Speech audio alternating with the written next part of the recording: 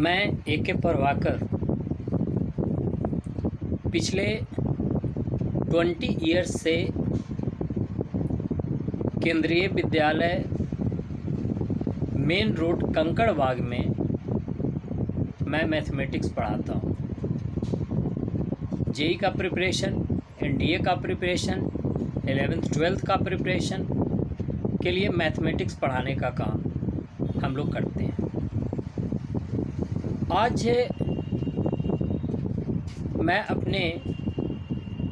आज मैं स्टूडेंट्स को, जो स्टूडेंट्स जेई का तैयारी करना चाहता है, उसको समझाना चाहते कि ये जो एग्ज़ाम में जो पास होता है वो एक्चुअली में क्या है। क्योंकि मैं जब 2002 में जब आईआईटी पास किए थे, वैसी स्थिति में किस तरह का क्वेश्चंस का पैटर्न होता था, किस तरह से क्वेश्चंस को सोचना होता था, ये थोड़ा हम कुछ स्टूडेंट्स के बीच शेयर करना चाहते, ताकि वो जब आगे एग्ज़ाम देगा, ये आईआईटी जेई का एग्ज़ाम, तो उसको फ़ायदा होगा। सबसे पहली बात कि ये जो जेई का एग्ज़ाम है वो कोई सिलेक्शन नहीं है, वो कोई सिलेक्शन प्रोसेस नहीं होता। ये कंप्लीट जेई का एग्ज़ाम रिजेक्शन प्रोसेस है। जेई वालों, जेई में जो क्वेश्चन सेट होता है वो इस तरह से उस क्वेश्चंस को देते हैं कि लड़का अपने आप, स्टूडेंट्स उसमें से छटते चला जाता है, और जो लास्ट में छटते छटते जो बच जाता है वही स्टूडेंट सिलेक्ट हो जाता है। क्योंकि सिलेक्शन नहीं होता, वो जितना ज़्यादा ऐसे ऐसे कंसेप्ट को मिलाएगा क्वेश्चन पेपर में, ताकि वो ज़्यादा से ज़्यादा स्टूडेंट्स उसमें रिजेक्ट होते जाए एंड फाइनली स्टूडेंट्स उसमें सेलेक्ट हो जाए। जो जेई का प्रिपरेशन करता है उसको पूरा टेक्निकली रूप से जब एग्ज़ाम देने जाता है उसको टेक्निकली रूप से साउंड होना होगा। मतलब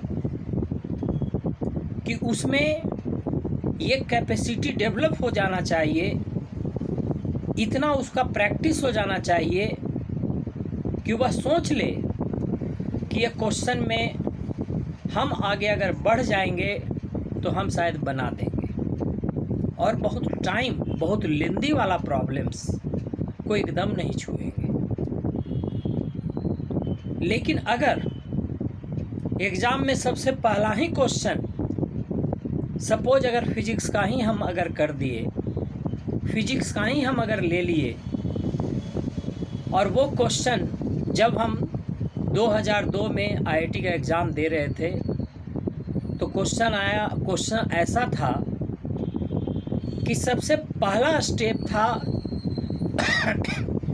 उसमें काइनेमेटिकल इक्वेशंस लगाना, जो 3 काइनेमेटिकल इक्वेशंस होता है।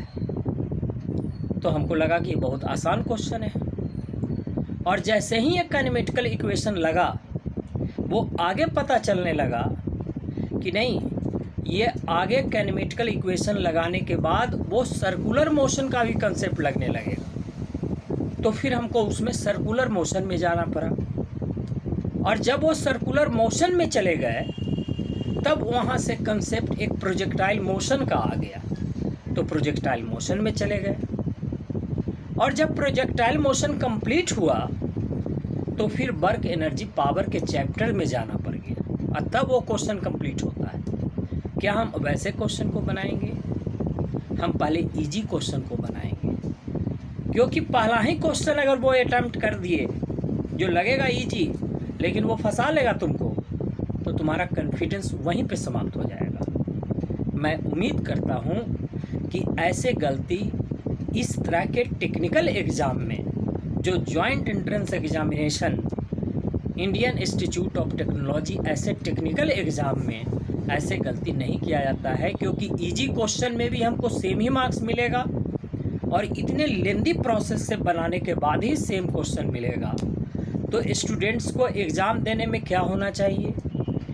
स्टूडेंट्स को एग्ज़ाम देने में ये होना चाहिए कि पहला उसकी वो क्षमता डेवलप हो जाना चाहिए कि हमको किस क्वेश्चन को छोड़ देना है। अगर आगे टाइम मिल गया तो उसको देखना है, नहीं तो उसको छोड़ देना है। और फिर क्योंकि छोड़ने की कैपेसिटी, टेक्निकली रूप से सोचने की कैपेसिटी और क्लियरिटी रूप से प्रॉब्लम बनाने की कैपेसिटी, अगर इतना डेवलप करके अगर हम एग्ज़ाम देने जेईई जैसा एग्ज़ाम में जाएंगे तो हमको ज़रूर वहाँ पे सफलता मिलेगा।